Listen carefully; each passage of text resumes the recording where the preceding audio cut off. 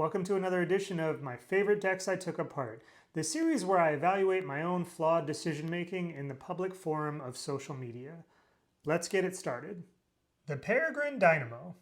I really love this deck in all its awkward charm and specificity. I actually have a whole in-depth deck tech video for it on our YouTube page. But it all fell apart when GoGo Master of Mimicry dropped. It did everything and more, and without the restrictions that made Parry interesting. On top of that, it added blue, which synergized too well with what the deck wanted to do, to the extent that I convinced myself I either had to switch to GoGo or scrap the deck. Obviously, I chose the latter. Extus, or should I say, the Blood Avatar.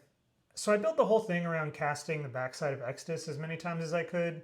When I got my token generators out for a turn or two, the deck went ballistic. But I ultimately had to rip the mana base for my Dahada rebuild and send the token doublers to other decks as well. I can't say it felt good to retire this one, but sometimes the cards are needed elsewhere and I'm not buying new copies in this economy.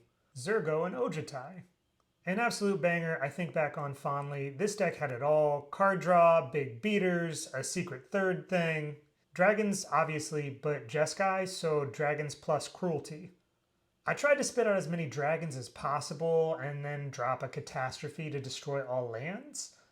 Essentially, the deck was Scorched Earth, Mad King Magic, and I loved it.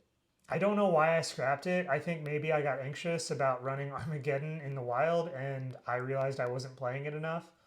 Kambal, or Campbell to his friends. This is a classic case of a deck I want so badly to enjoy playing. I built it around all the downside creatures like Clackbridge Troll, Hunted Bone Brute, and Slaughter Specialist.